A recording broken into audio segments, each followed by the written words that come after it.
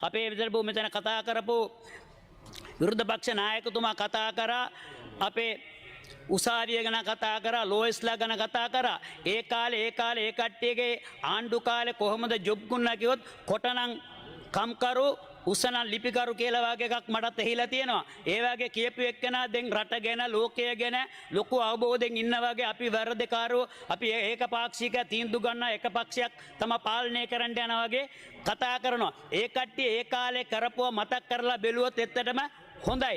ඒ වගේම තව එකක් තමයි මේ කට්ටියගේ පාලනයේ තියෙන ගම්පල නගර සභාව ගැනත් කියන්න ඕන. ඇත්තටම ගම්පල නගර සභාවේ මේ කට්ටිය පාලනය සජිබේ පාලනය කරනවා. ඔයාලගේ පාලනය කොහොමද කියලා ඒ නගර සභාවත් තුලින් අපිට දැනගන්න පුළුවන් වෙලා තියෙනවා.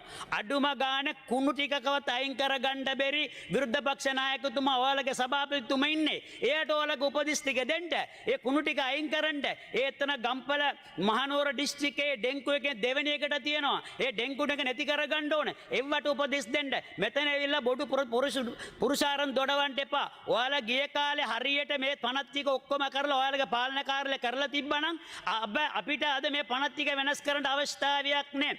ඔයාලා කරපු නැති හින්දා තමයි ඇත්තටම අපිට මෙව්වා කරගන්න වෙලා තියෙන්නේ. අපි ඇත්තටම මේ රටක් විදියට අතිබරු ජනාධිපතිතුමා මේ රට කොහොමද දියුණු කරන්නේ කියලා කල්පනා කරනවා. ඇත්තටම එක්තරා කාලයකදී ඔයාලා දන්නවා මහින්ද රාජපක්ෂ නාමල් රාජපක්ෂලා උසාවියෙන් මේ කට්ටියට මේ ආර්ථිකයට මේ හානියක් කරගලා උසාවි තීන්දුව හිටන් තියෙනවා. ඒ වගේ පාලනයක් තිබු රටක් අද අතිගරු ජනාධිපතිතුමා ඔයාලා දන්නවා අපි සල්ලි මුදල් ගහන්න නැතුව ජනතාවට දිත්වයකට කෝටි 50000ක් අපිට දෙන්න පුළුවන් වුණා. ඒ වගේම මේ යුද්ධයට හානි වෙච්ච කට්ටියටත් එක්ක අපි තවත් 10000ක් දෙන්න හම්බුණා. ඒ වගේ ඉදිරි කාලයේදී මේ රට දියුණු කරගන්න අපි සියලුම දෙනා එකතු වෙලා වැඩ කරමින් යන වෙලාවේ ඔයාලා කකුලෙන් එතරම් අදින්න එපා. ඒ වගේම දෙමළෙමුත් කියන්න ඕන දෙමළ ජනතාව වෙනුවෙන් එතරම් අපි ලංකා ඉතිහාසයේ இலங்கை வரலாற்றில் அதே போன்று கம்பளை பிரதேசத்தில் நகர சபை ஊடாக ஊத்தைகளை அப்புறப்படுத்தாமையினால் காணுகளை சுத்தப்படுத்தாமையினால் இன்றைக்கு பாரிய பிரச்சினைகள் டெங்கு பிரச்சினை நெலும்பு தொல்லைகள் பாதைகளில் ஊத்தைகளை போட்டுக்கூட நிலைமை கூட இன்றைக்கு பல சந்தர்ப்பங்களில் எங்களுக்கு ஏற்பட்டுள்ளது. இது சஜப அரசாங்கத்தால் பரிபாலிக்கக்கூடிய ஒரு நகர சபையாக இருக்கின்றது. இன்று எதிர்க்கட்சி தலைவர் அவர்கள் இன்று பல குற்றச்சாட்டுக்களை எங்கள் அரசாங்கத்துக்கு சுமத்தினாலும் அவர்கள் ஆட்சியில் இருந்த காலத்தில் அவர்கள் எப்படி நடந்து கொண்டார்கள் என்பதை நாங்கள் கண்கூடாக கண்டோம். உயரம் உள்ளவர்களுக்கு தொழிலாளர்கள் என்றும் உயர்ந்தவர்களுக்கு கங்காணிகள் என்றும் சொல்லக்கூடிய எதிர்க்கட்சி தலைவர் இன்று வந்து பல பிரச்சனை பற்றி பேசிக் கொண்டிருக்கிறார்கள்.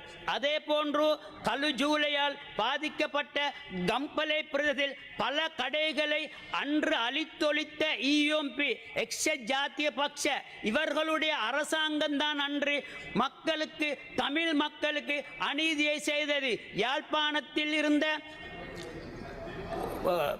பாசிய சாலையை கூட அன்று அழித்து ஒழித்த காமணி திசாநாயக்க லலித் எத்தலத் முதலி போன்றவர்களுக்கு உதவி செய்த இந்த கட்சியுடையவர்கள் தமிழ் மக்களை அழித்தவர்கள் தமிழ் மக்களுக்காக கண்ணீர் விடுவதை எங்களால் ஏற்றுக்கொள்ள முடியாது. அன்றும் அதே கொள்கையில் தான் நாங்கள் இருந்தோம். இன்றும் அதே கொள்கையில் தான் எங்கள் அரசாங்கம் இருக்கின்றது. தமிழ் மக்களுக்கு கிடைக்கக்கூடிய அனைத்தும் எதிர்காலத்தில் கிடைக்கும். தமிழ் மக்கள் இந்த அரசாங்கத்தின் மீது நம்பிக்கை வைத்து வாக்களித்தார்கள். அவர்களுடைய வாக்களித்தமைக்கு எங்கள் அரசாங்கம் நிச்சயமாக அவர்களுக்கு தேவையான வேலைகளை செய்யும். நன்றி.